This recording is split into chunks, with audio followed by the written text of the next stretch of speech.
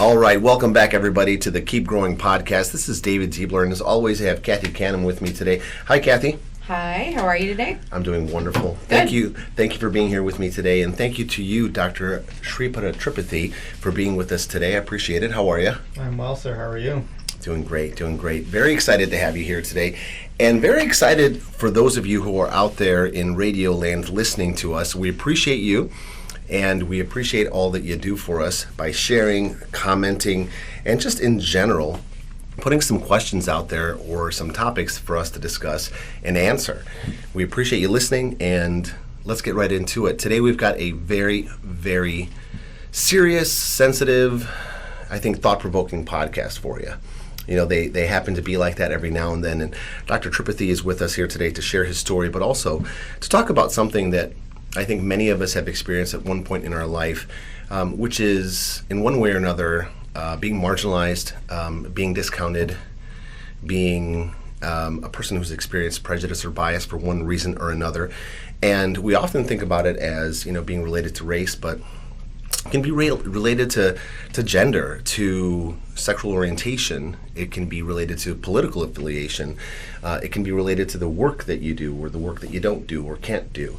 But today, you know, it's going to take somewhat of a more, dare I say, common angle in that, you know, it's going to be related to skin, right, to ethnicity. And we'll kind of go from there. So, Dr. Tripathy, again, thank you for sharing with us this story of yours, this history. Tell us a little bit about how you grew up, you know, in the United States and things like hi, that. My name is Shreepada Tripathy. I think most people know who I am, but for those that don't, I'm an associate professor of clinical pediatrics here at the School of Medicine. I also do some data stuff on the side through the Office of EDI as well as the CMO's office. So that is a short background to me, but to David's question earlier, I am very fortunate to be the son of two immigrants. Both my parents were born in India, and they worked really hard to provide not only a better life for their two sons, myself and my brother, but also for themselves. They immigrated from India in the late 70s and early 80s. My dad actually got his Doctor of Veterinary Medicine degree from the University of Maryland. He actually did really well in India, was able to come here. My mom shortly came afterwards. And I tell that story not to say how proud I am of them, but I am very proud of them, but also kind of illustrate how hard it was for them to come here. You know, I think sometimes, you know, myself, sometimes I think about their journey and how difficult it was for them, and I always try to think about their struggles and how I want to somehow keep that in mind when I'm kind of going through my own personal struggles. But yeah, so that's kind of a short version. So I grew up in, most people know, I grew up in the state of Texas. I spent around 17 years there. I grew up mainly in West Texas in a city called Lubbock. If you know where the Panhandle is, Lubbock is smack dab in the middle of that. I did my grade school there. I did high school there, and then I went to Washington University in St. Louis for my undergraduate degree. Washington University for my medical degree, and then University of Louisville for my pediatrics residency. Wow. Yeah, so that's Amazing. kind of a short introduction to me, I guess. Sure. And what was the name of the town that you grew up in? So I grew up in Lubbock. Lubbock. And population? I think by the time I was around, like, I forget if it's 150 to 250,000 people, somewhere in there. Okay, 150,000. Is Lubbock known for something? There's Yeah. some reason I've heard of that town. Yeah, so Lubbock, there's a major university there. Texas Tech University is there. Okay. More Maybe recently, that's it. they have pretty high-performing football and basketball, men's football and basketball programs there. If you know who Patrick Mahomes is, current quarterback of the Kansas City Chiefs. I've heard of him. Yeah. He did his college there. Baker Okay. Mayfield was also there for a couple of years. Bobby Knight, the famous college basketball coach, he did some time there as well. After Indiana? After Indiana, this was like in the early aughts, if I'm not mistaken. Got it. Okay. But yeah. Interesting. Fantastic. So, you're here now at the School of Medicine. How long have you been here, sir? Let's see. 20 since end of 2015, early 2016. So What's the math on that, 8, Cathy? 9 years. Pushing somewhere in there. 9 years. Yeah, Yeah. push 9 years. That's almost a decade. Yeah, almost a Has it decade. really been that long? I guess so. Wow. This September is my 13th year anniversary. Mine's And in November. Yeah, I know. I Well, know. are we having a party or what? We should. Lucky number 13. Yeah, exactly. Here we go. Coming up on a decade for you, Dr. Tripathy. So let's get right into it. When was the first time you recall in Lubbock feeling ostracized, alienated, left out, or even attacked, whatever the Like you word? were different. Yeah, so I think, like, kind of growing up, like, there were other minorities, but I definitely remember, like, myself, like, kind of being by myself over on the playground, kind of doing my own thing, Mhm. and all the other kids kind of played together. So that's kind of the first time I noticed that. But I also remember, like, kind of being made fun of a lot for doing well on, like, scholastic things, like reading, writing, social studies, and science. Those are things that I really enjoyed. Mhm. And, I was always the quickest one to get things done. So, like, assignments, like math assignments or whatever, spelling or whatever. I'd be the first one to get done and kind of get made fun of that. It was, I think, it was done in kind of a teasing way. Or whatever, but I definitely remember kind of getting picked on both verbally and physically for that. And I always thought that was kind of odd because, you go to school to do well, or so I had thought, right? To learn. Yeah. Right. I didn't really understand initially why people would kind of make fun of someone for doing well, right? Sure. And I remember talking to I'm very fortunate, like I mentioned before, I'm very fortunate to have both of my parents. And I remember talking about this, and they're like, "Oh, don't worry about that. They're just, they don't pay any attention to them." Mm-hmm. But it kept happening over and over again. And I remember my parents telling me, like, no one can ever take away your intelligence. You just keep doing what you're doing. You'll eventually find your people, right? Yeah. So through grade school, I was very fortunate to do well on all of these things. Sure. But I always remember, like, kind of feeling like kind of alone. I had a couple of friends here and there, but I know exactly what you mean, man. yeah. I do. It's unfortunate, and I'll ask you real fast here before I mention this, but do you think on, or have you ever figured out why maybe those kids did that, or what the reasoning behind it was? Do you ever ponder No, that? I remember my mom telling me once, like, it doesn't really matter what they think, right? Yeah. The only things you can control is what you can control, right? I can't control Yeah. what Absolutely. their actions Wise are. parents. Yeah. Control the controllables. Yeah, Absolutely. My parents Right. are very wise and very intelligent, and even at a young age, when I maybe did not appreciate their advice as much as I do today. But Oh yeah. That's how it goes. Doesn't it? It sounds like they were very emotionally intelligent as well, though, because. I think they were more realist. I think Mhm. a lot of the things they told me, my brother, just very practical. I'm sure they were, but in the moment, it was just very very black and white. Just, you need to put your head down, you do your thing. Mm-hmm. Mm-hmm. And yeah. What's the age difference between you and your brother? We are 13 months apart, so I'm older than him. Oh, you're the older brother. Yeah. Ooh. So did that help, though, to feel like you had a partner in crime? Yeah, or no, at least someone A with person you who on the shared an playground? experience with you. Yeah, Yeah. I think so. I mean, we would spend, we for better or for worse, we didn't really go out as, teenagers. Like, I often would, hang out on, Friday and Saturday nights at home doing whatever. Mm-hmm. I mean, sometimes, we would both sometimes be there at home at night or whatever, and it was nice. It was always great to have him, right? Absolutely. We're fairly close in age, so that was pretty nice. Yeah, it's nice to have a family member to hang out with. Mm. So, typically speaking,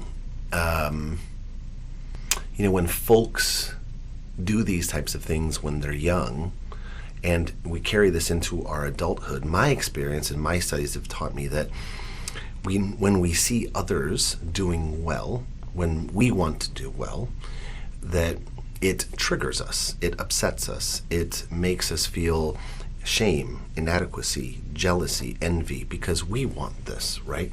So the kid that's making fun of you the hardest, right, is probably the kid that wants so bad, right, to do well in whatever that they're doing, right? And if it's school, reading, sports, whatever the case might be.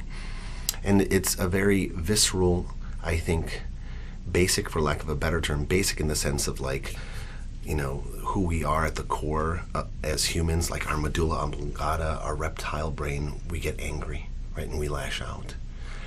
So I experienced similar things when I was a kid.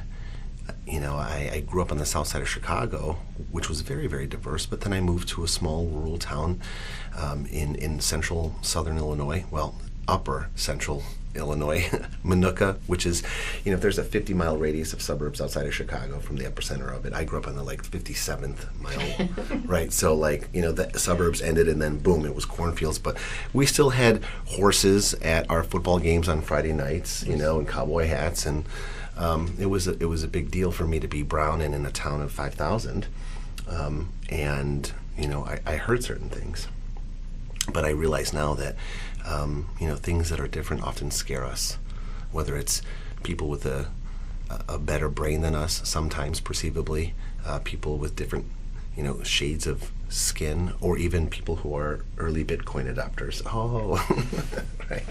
It's really funny you should mention that. I remember very distinctly, like in our seventh grade project, right? Our last project or whatever, like our teacher was like, you have the option of working with someone else. I'd often work by myself for these things. I remember the kid that really picked on me the most came up to me and was like, hey, I'd really like to work with you. And I was like kind of taken aback by that. And I was like, well, I don't understand. Like, I think it's the first time you ever like said something nice to me this whole year, right? So I don't understand like why you want to work together. He's like, well, I'm about to fail this class and I really need to do well in this last project. And I didn't really know how to take that, right? So like, it was very clear that this is very a transactional relationship, right? Like, he knew that I would do good work, right? And in a way, like I knew I was kind of being used, right? And I think, David, you probably have experienced similar things. Like your role in a group project was like you were the one that got things done, right? You were like the smartest one, you got the most organized, whatever, right? This guy right here, he's giving me way more credit than I deserve. Yeah. David, I don't think you know. I've known you for quite some time, right? And I know that you clearly are very motivated, you're clearly very intelligent, and I would imagine you probably have experienced some similar things. Like you were, people wanted to work with you because they knew that you would not let the final outcome or the final project be bad. Yeah. And I would imagine a lot of our listeners, as they are listening, probably have very similar feelings, right? Where they wanted to work with other people, even though that they, in a way, they knew they were being used for a very specific thing, right? And I think, as I've really thought about this for the last, like ever since you've asked me about this thing, but also like in the past, kind of thought about it, is that like good or bad? Like you were shoehorned into a group project because you were like the person that would get things done or whatever, right? I don't know if that's good or bad, but I would say that like it just is, right? And that's okay. I think we all got here somehow for sure. So I don't know. I was as you were talking about that, I thought that was just something that kind of like kind of triggered, and it was just something I think about like in the group project setting of just like how that's taken and what your role is and things like that. And in our next episode, folks, that you'll have to wait at least 2 years to find out what happened to that story in the project. Yeah. I'm just kidding. We do want to know the real. I want to know how did the end of that project go? No, I mean, did you guys still besties to this day? I think we went our separate ways shortly thereafter. But we did well on the project. He got a passing grade, and did he participate? No, I mean, I met the teacher made a very interesting comment. Like, I'm a little surprised y'all are working together, but I want y'all to like say like you did this in the project. And I was like, okay. Is that what happened? Did he end up holding his end of the bargain? It was a very 50-50 split because I was like, I mean, to me, like, even though like I guess now like thinking about like I could have failed that and gotten my A and like been done with it, but like that wasn't acceptable to me. So you were doing so well in the course. If you were vindictive, you could have not shown up at all on also that in the project. Grade, like, still had a D. Or maybe an A. To be fair, like I also have like very high achieving brown parents, right? And then like anything below like at 95 would have not been acceptable, right? I got you. And I imagine many people that listening to this probably had like a similar upbringing where like if you did not give your best or you did not if you feel like you did not do your best, then it would have been talked about, right? So I hear you. And again, I've met your parents, and I know that they had very similar expectations of you as well. Yeah, still dealing with it. It's okay, though. I'm seeing my therapist next Thursday. I was like, mine are gone, and I still deal with it. Do you still hear him in your head? Yeah, for sure. Absolutely, Yeah. absolutely. So, well, tell me a little bit about this. You obviously worked hard. You were able to learn how to work hard and, survive and thrive in these environments, regardless of other experience that you had or experiences that you had as you were going through college and medical school and residency. What has pushed you beyond parental pressure to thrive and to succeed and to do well? I think a lot of things. I think the fact that I wanted this, this is being a physician is something that I've always wanted to be, right? I think on a previous episode of this, I've shared the story of I was pretty sick as a kid, having various infections, and I had a really good doctor that took really good care of me. I wanted to be like him when I grew up, kind of why I wanted to be a pediatrician. But I will say, people tell you that you can't do something, right? So growing up, in West Texas, people would tell me that, I was not going to amount to anything, I couldn't do anything, this, that, and the other. And, for whatever reason. And, I think part of, again, certainly not the biggest component of why I'm doing what I'm doing, but certainly there is some component of, oh, you don't think I can do it, let me show you that I can do it. Right. Right? And I think there is something to be said about that drive and wanting to prove people wrong. Again, not the most important thing. I think my own self-motivation to do what I want to do does play the biggest component of why I want to do things in my life. But I also would say that the people that made fun of me, the people that told me I couldn't do it, it was, again, I'm not telling you to go shove it in their face, but I am advocating of just telling and proving to yourself, no, they're wrong, you can do it. Right. Obviously, other things we talked about, wanting to do things for yourself.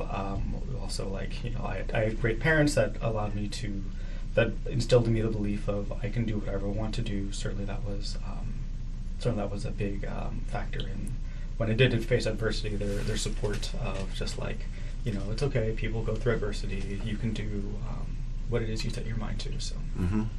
Wow. Yeah. Who was telling you wouldn't succeed and you couldn't do those things?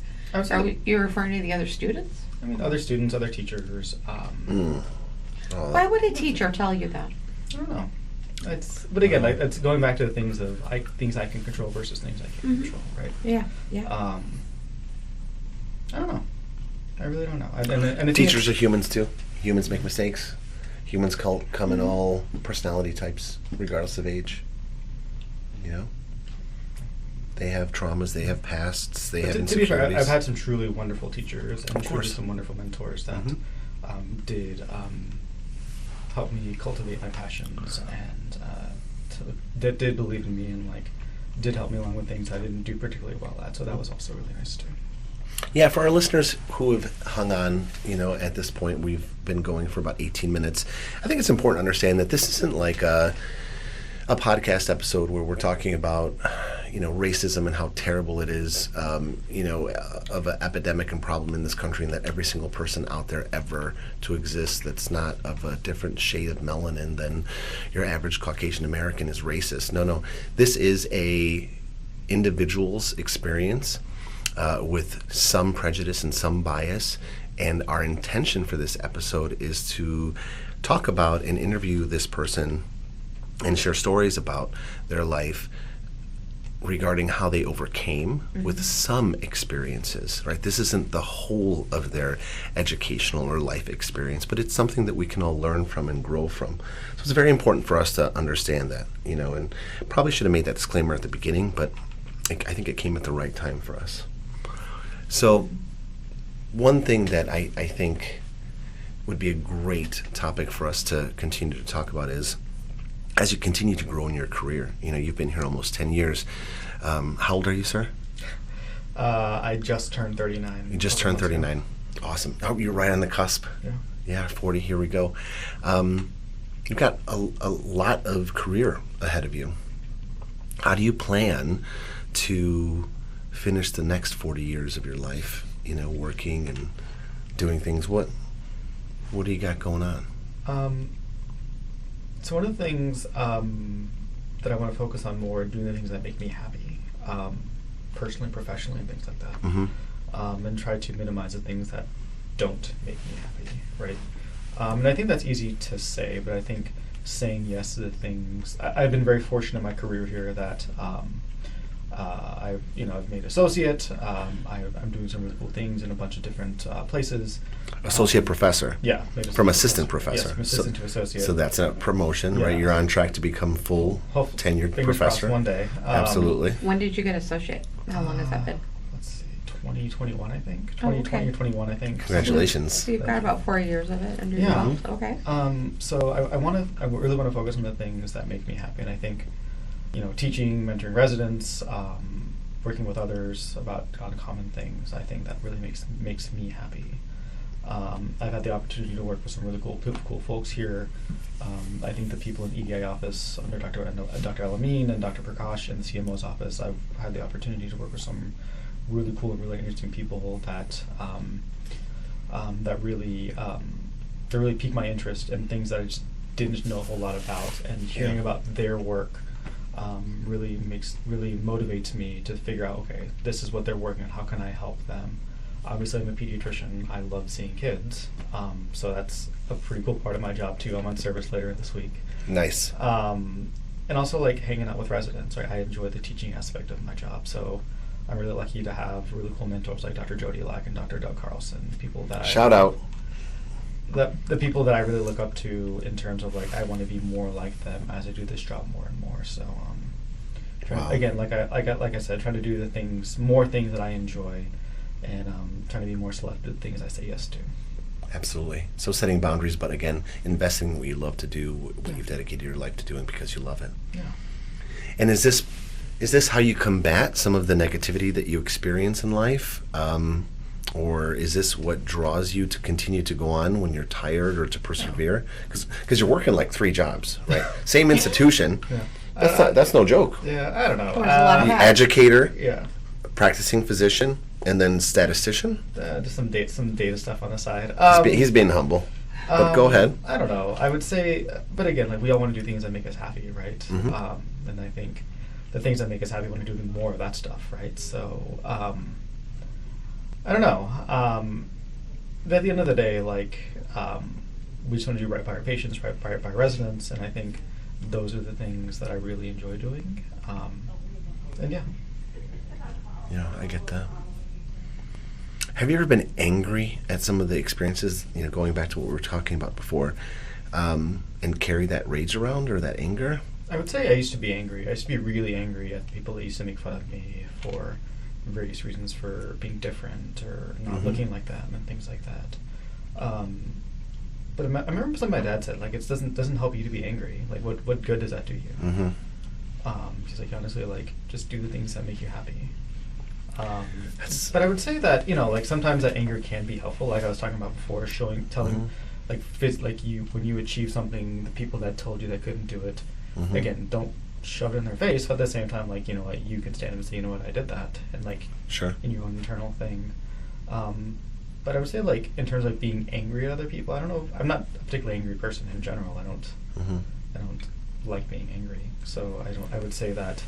But I would say that sometimes, like, I would say, if I can kind of reframe your question, sometimes you do feel shame initially when people tell you that, like, oh, maybe, like, especially as a kid, right? When people tell you that you're not smart enough or you look different, there's a little bit of shame associated with that. You know? Sure.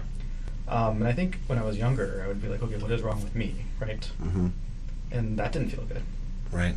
But then at the end of the day, like, I couldn't change that, right? Like, I guess I could read more and be smarter, but I couldn't change, like, the way I looked, the way I acted, and things like that. Like, maybe a little bit, but not to the point where, like, I would satisfy them.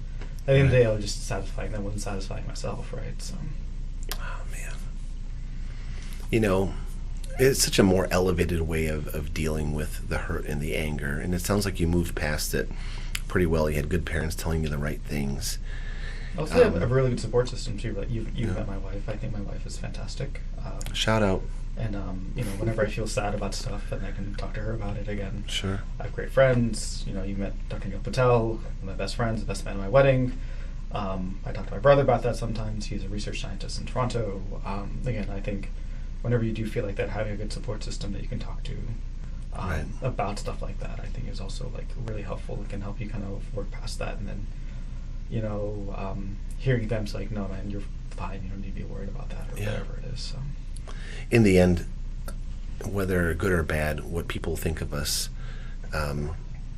does have no effect on the way that we carry out our individual lives. Yeah. One could argue that organizational reputation is very important for things like being included in the right meetings, getting promotions, things of that matter. However, in general, right, the people who are outside of our organizational and home lives, their perception of us has very little impact on how we conduct our lives and the outcome. So why let it bother us, right? So funny you should mention that. So sometimes on the floor, on the hospital medicine floor. Sorry, not that's you'll have. I gotcha. We've been doing this for a while. We know.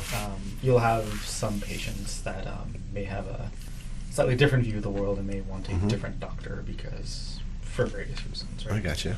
You may not, they don't like the way you look, or for some of our residents, they may not like the way they talk. It may be difficult to understand them. And I've had residents in the past ask me like, what do you do about that? I'm like, there's, at the end of the day, like their opinion of me doesn't really matter. The job Mhm. is the patient in front of you. Yeah, does it suck that someone wants that? Yeah, but at the end of the day, like we need to do what's by our patients, and I think you're there for the task at hand, and then however you distress afterwards, whether it's talking about it with your colleagues or your friends or your family and things like that about Mhm. like, hey, I had this really bad experience, I just want to talk about it. And sometimes just talking about it is just really helpful. It might be a solution other than, yeah, that wasn't cool, that person did that, but I think just talking through it with someone else can be somewhat helpful too. That's amazing advice. You're not alone. And I would also say, like, at some point, a lot of us have gone through that again. Is it okay? No, of course not. That's not okay. Sure. But, and I think the leadership here at the School of Medicine, they've done a really nice job in having the posters and placards up everywhere, like, that type of aggression towards, us as physicians, residents, nurses, Mhm. RTs, social workers, all the folks we hear at the School of Medicine that do an Right. amazing job. The dean, the CMO, everyone else, and the C-suite and the leadership Yeah. have done a really nice job in helping protect us here. So.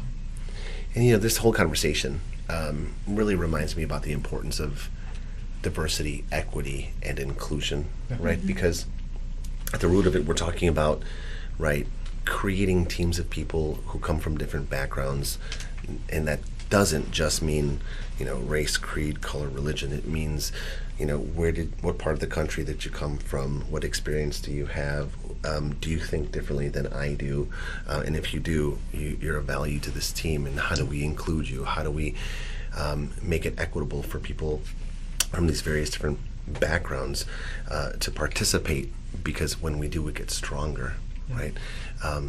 It's just powerful stuff. You were talking about how you use this hurt, this pain, and I was taken aback by it because of your elevated perspective and what you chose to do with it.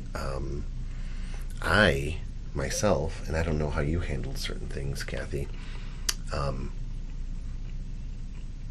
I turned that pain and that anger into fuel and energy. And I often tell this, folks, to my coachees when it's appropriate, that pain, anger, rage, right, is a fuel to get things done, right? But it doesn't burn very clean. Think of like putting oil on a campfire, right, to get it started. It's going to get going and it's going to be raging for a while, but that smoke's going to be black. If you keep putting it on there, yep, it'll keep going, but you can't cook your steaks on it, right? People can't be around it to enjoy it. You can't put a marshmallow in there to make a s'more. Am I right? Right? Yeah. And I feel like to your And it point- will, yeah. Sorry, please. No. It'll end up killing the vibe of the camp, Yeah. and rage like that used for too long will end up killing you. You've got a campfire on your socks. Is that where you got this idea? No, I think that's just who I am. I love camping. There's also a Yeti. And yeah, I was playing going to a little- ask you if playing a that was little a banjo. bear or what. Yeah, it's a Yeti. There's I'm some marshmallows there too. It's a Bigfoot. I'm a believer, but that's another episode. Cryptozoology. Yeah, he's like, I will say, I think diversity is truly our strength, and I think I can speak for the pediatric residency program. We do a great job in expanding casting our net very wide to attract the best and brightest, which also includes a lot of international medical graduates. And Sure. The reason I wanted to bring that up is I learn a lot from them, perhaps I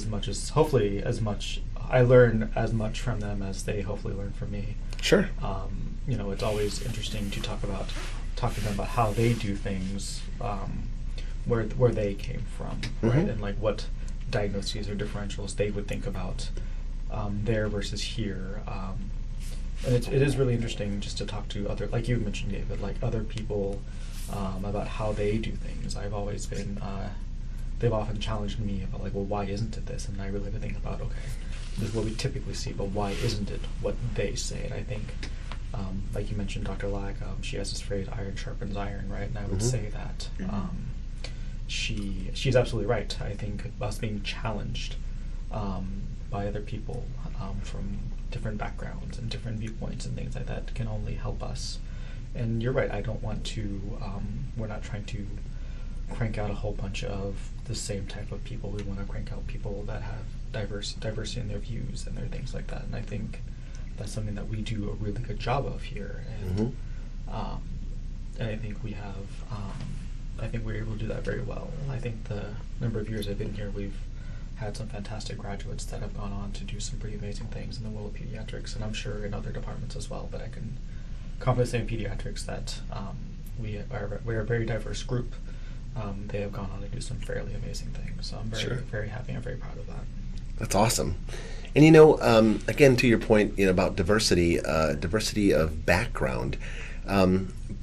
Years ago when I was an undergrad, it was known that if you wanted to go to undergrad and get your master's degree here, that was fine, but you're probably not going to do your PhD here because we don't want people who grew up at U of I or U of C or University of Kentucky going from beginning to end.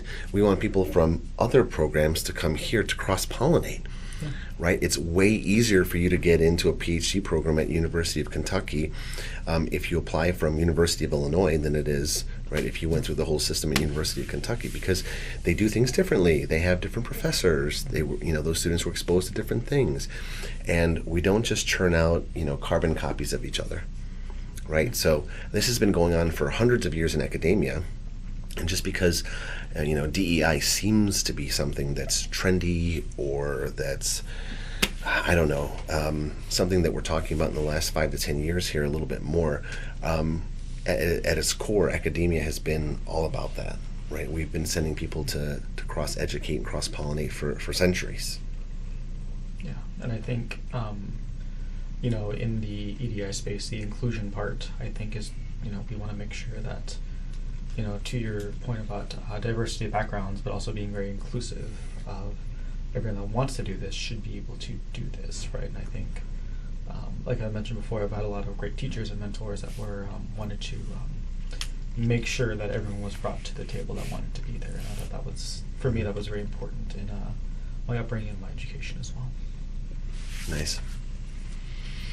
So we're at 35 minutes, and we try to keep it around 2025. So we've gone into extra innings, Okay. but that's okay because we've been talking about some really amazing things here. Dr. Tripathy, if you could give some advice to any one of our listeners who feel marginalized or discounted or people Different. different people who are made to feel different, just because of slight variations in who they are, where they come from, what their background is. What is your advice to them so that they can not just continue to survive, but thrive and succeed and become successful and to continue working with, a lighter load on their shoulders? It's okay to be different.